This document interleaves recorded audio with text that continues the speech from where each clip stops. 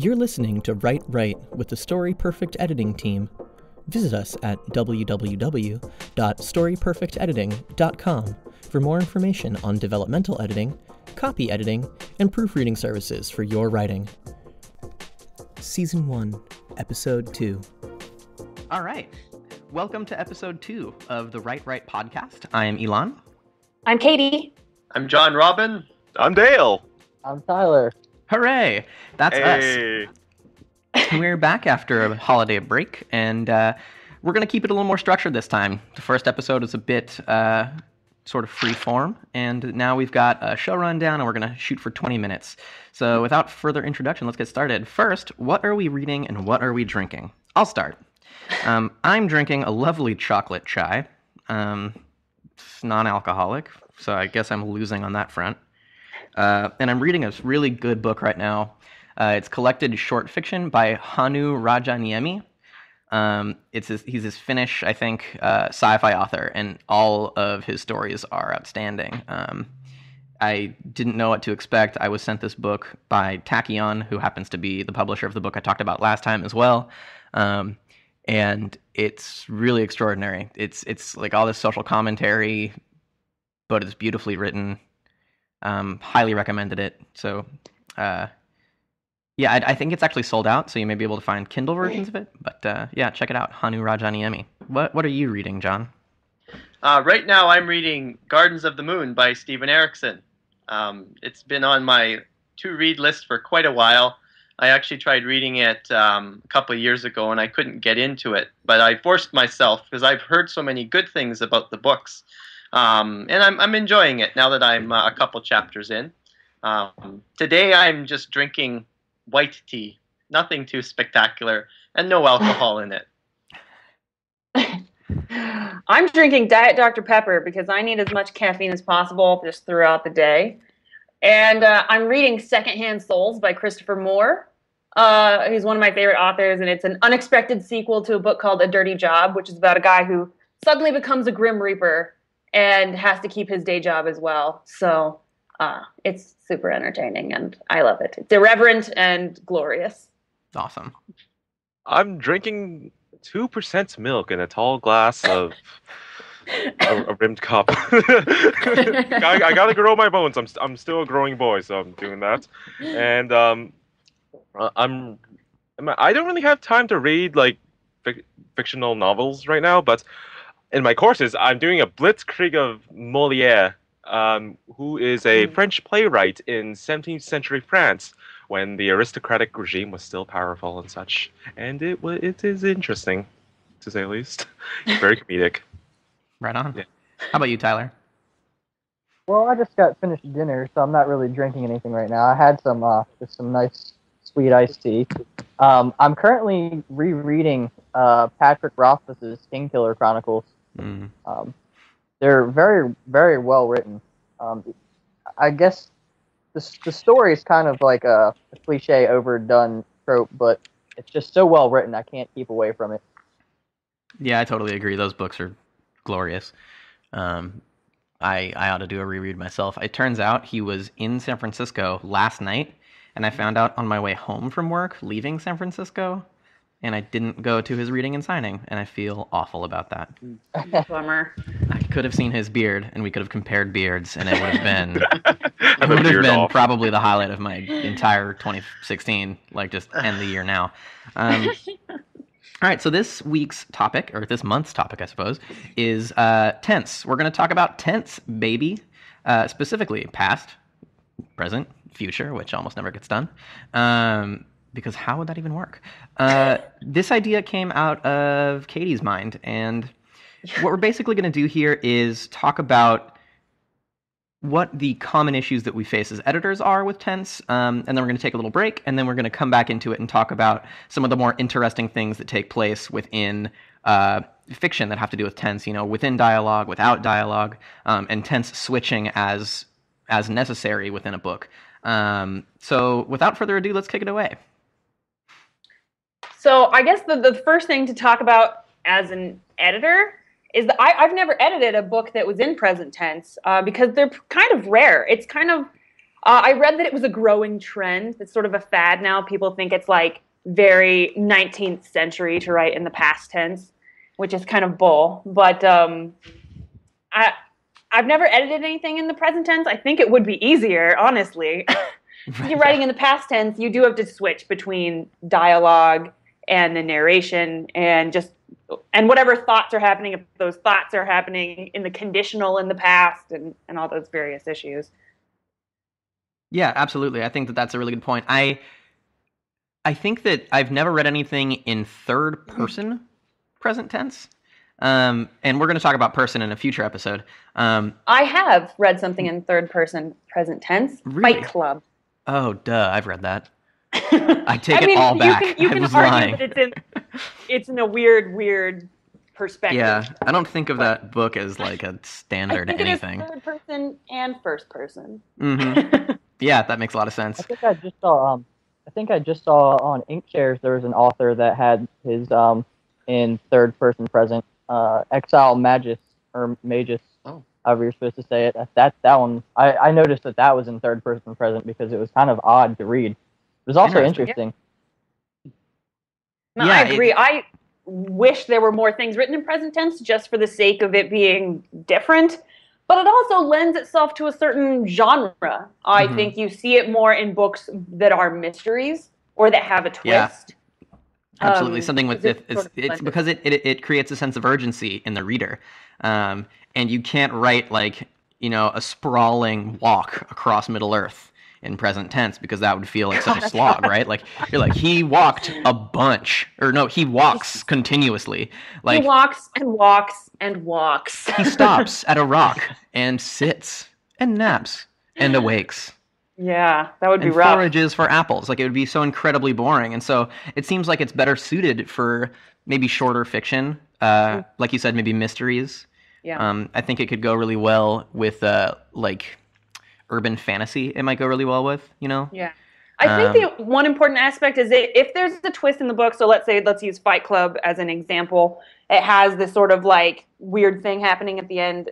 The present tense helps to make it as big a surprise for the protagonist as it is for the reader. Mm-hmm. In past tense, the reader feels like, well, they already know about it because it already happened to them. Mm-hmm. So they're telling you and you're surprised, but you're not experiencing it at the same time. Yeah, I mean, if you write your entire piece in present tense, you can't provide your reader information the way you can, I think, in past tense. Exactly. But that's more or less what you were just saying. But yeah, that so many writers like to set things up, prepare for twists, or seed things, and pulling that off is bound to be much more difficult in present tense. Past tense is the overwhelming majority of fiction. By an avalanche. Why, outside of those mechanisms, do you think that happened? Does anyone have any ideas? Did you learn in any classes about the tenses? Current theory is that, and maybe John can speak to this more too, is that first person is pretty limiting. Mm-hmm. In that case, it's sort of like the reader is the protagonist in a lot of ways. Like if it's present tense and it's first person, then basically it's you. It's like a choose your own adventure. But that limits the depth of that character, I think, too, because you can't really like have them commenting on what's happening too much. Like it ends up very like stream of consciousness for me. Mm-hmm. If I may add a point, please. Mm-hmm.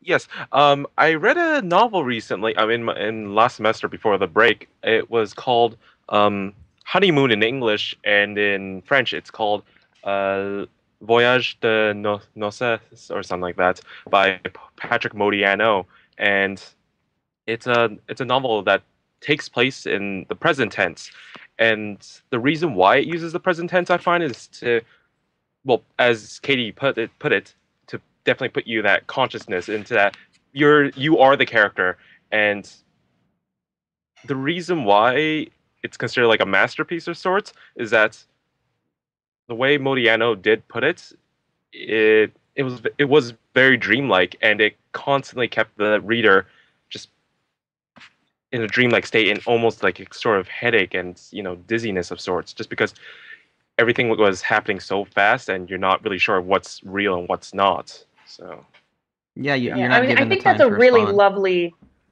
lovely experience to have. Hmm. I do think though there's just sort of like a limited. I feel like we have a limited number of books we can read like that as readers. Yeah. We don't always want that, and when we have it, then it's rare and special. But then you're like, okay, but now I want to go through Middle Earth, like Yeah. not in the first person, not in a dream state. I want it just to be like one page where like, yeah, they walked for a month.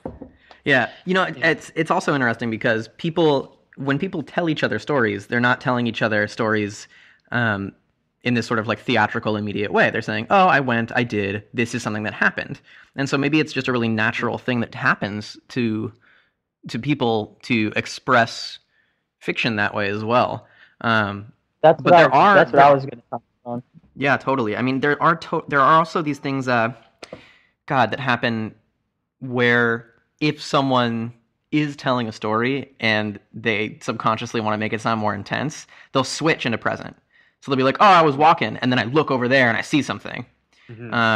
It's funny you mentioned that because that's exactly what Patrick Rothfuss does in the Kingkiller Chronicles. It starts out completely in third person, and then as Quoth goes on to tell Chronicler his story, he switches to first person. Mhm. And that's an interesting thing that the book does that I don't see in very many other novels, is the switch of tense back and forth as things are happening in the present and then in the past. Yeah, it kind of resets your frame of mind as you read it, which is awesome because you know that as soon as that tense in person switches, you can like immediately change scenery without having a lot of wasted time preparing the reader for that change, especially if they're used to it, right? Yeah, it's a fascinating question, and I don't think a lot of people talk about it that often. We're right at 10 minutes, so I want to take a break and advertise something real quick. This is going to be a bit of a surprise, I think, but our fearless leader, Jon Robin, his book recently pre-sold enough copies on Inkshares to enter the Quill imprint. We're all very stoked for him. And we want you, our listeners, to go and pre-order that book because it's going to be fantastic. John, do you have a short pitch for us for Blood Dawn? Well, Blood Dawn is sort of a grand fantasy epic. Imagine Game of Thrones in a more Victorian era with a lot more magic. And it follows the story of Rena, who is a young weaver, and she finds out that her gift is actually the sign of an ancient magic and something that will allow her to restore light to a fallen empire. So it's all about her battle to claim this power before the ambitious destroy her. Sounds awesome. Pretty strong pitch. Yeah, I want to read it. And for those of you who are very curious now, you can pick up a short story by Jon Robin that is a prelude of sorts to the novel called One Who Waits. I believe it's on Amazon. So go ahead and search for Jon Robin or One Who Waits on Amazon and pick up that prelude and get excited, and then go to Inkshares and pre-order John's book because it's going to be great. All right, so back to the topic at hand. I forgot what we were saying, so let's. Well, I think we should try to address maybe like the editorial aspect of it. Absolutely. And I think like as far as third person past tense, I find that fairly easy to edit because it's easy to read. Present tense, while simpler language, I do think from a developmental editing standpoint, maybe brings up a lot more issues because you have to really worry about character development and what the overall mission of the book is and how effective it is in the present tense, which I don't think all books are really successful at. I think I have an idea why it's much more difficult, if I may put in my opinion. Yeah, of course.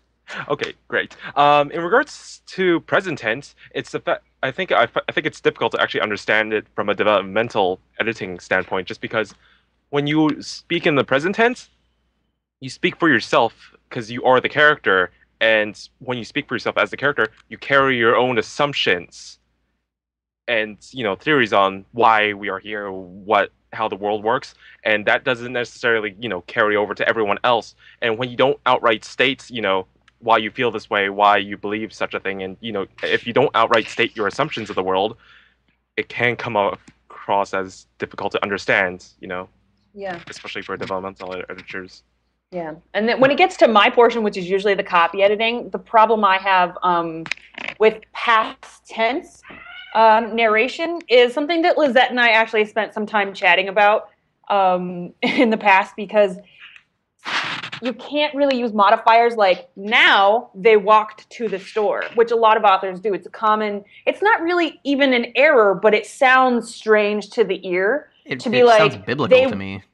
Like yeah, I ancient. mean, if you put in words that are time-related words, like they would be there tomorrow, but it's all in the past tense, it gives it a weird slant, and I try to reword and avoid those as much as possible, because I think it throws you out of the narration. Yeah, they would be there the next day.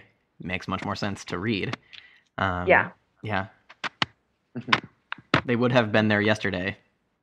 A Yeah, little so better. my advice but still generally not is to very good. avoid time-related words that place it at a specific point in time, like not yesterday, not tomorrow, not tonight, not now, any of those. And now is a tough one because people use it in sentences like, now he understood, right? Which is like, it makes sense, grammatically it's fine, but it does a little bit when it's in past tense bother me a little. I usually do try to like replace it with something else.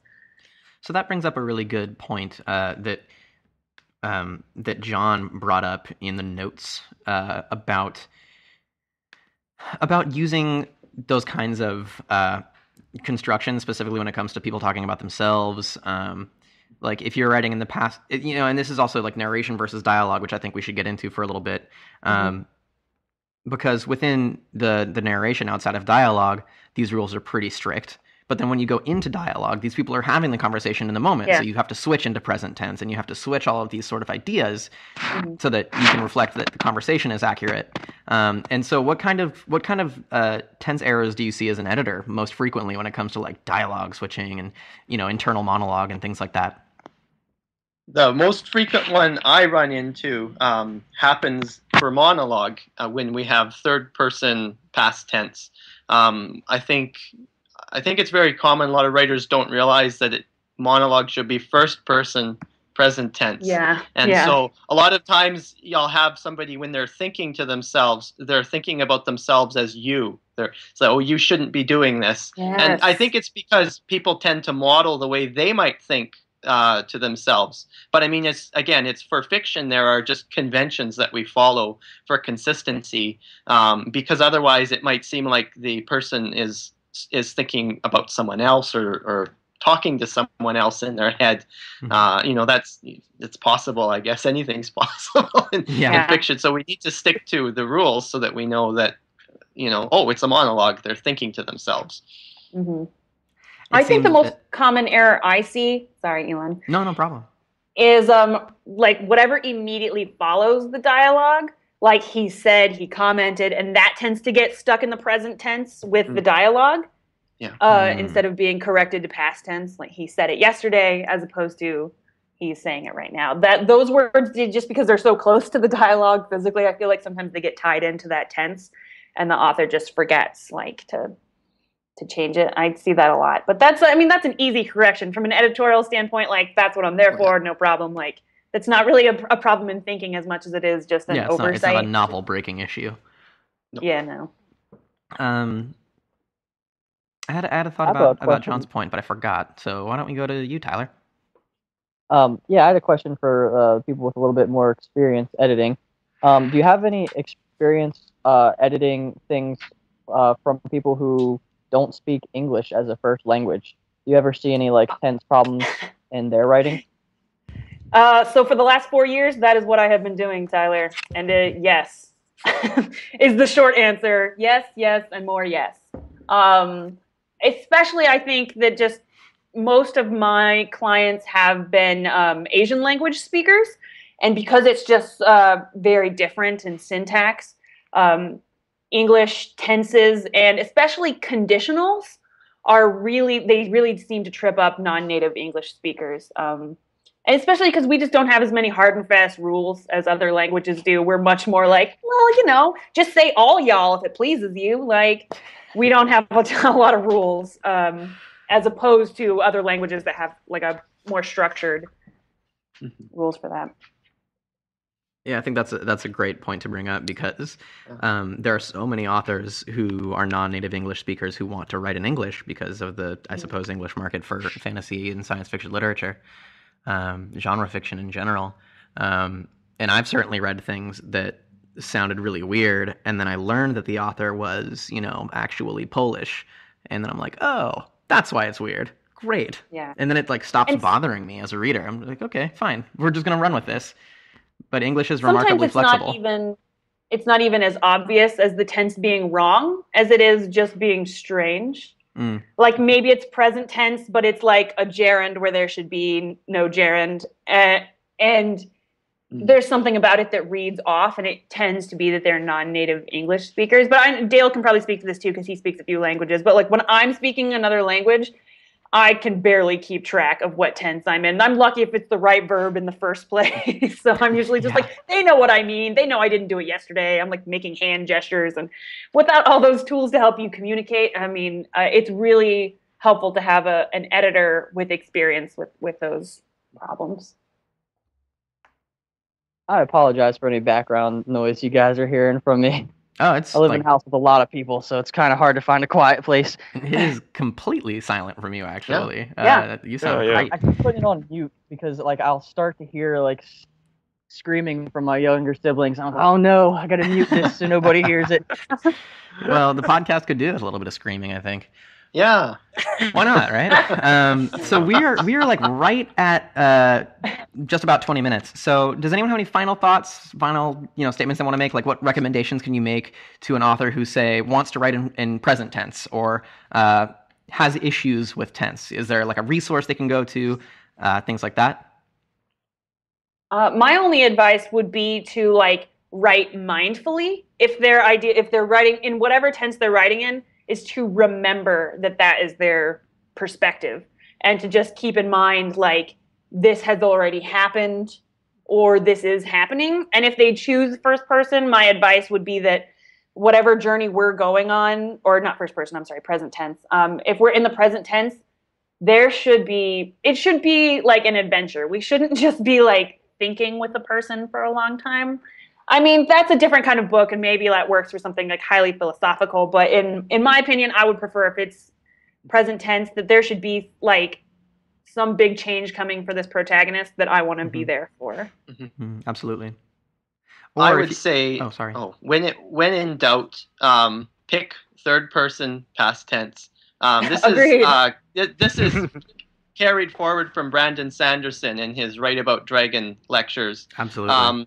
You can definitely, first person is also a common thing, but it's just become so overused that a lot of it loses its effect. Yeah. So, when in doubt, try third person past tense.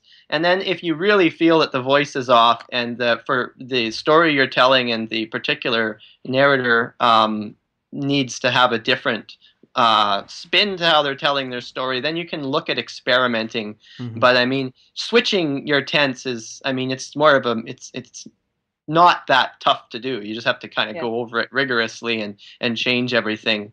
But tedious, but not impossible. Yeah, it's not impossible. So always you can start somewhere, and that's usually a great place. And then if you want to branch out anywhere else, then you're starting to get experimental, and it's fine if it fits the work. But if you don't want to start experimental and then find, I should have just stuck with the norm. Yeah, it's much easier to make it more complicated later. Great. Anything from you, Dale? Yeah. You have a lot of keep great it simple. Stuff to say.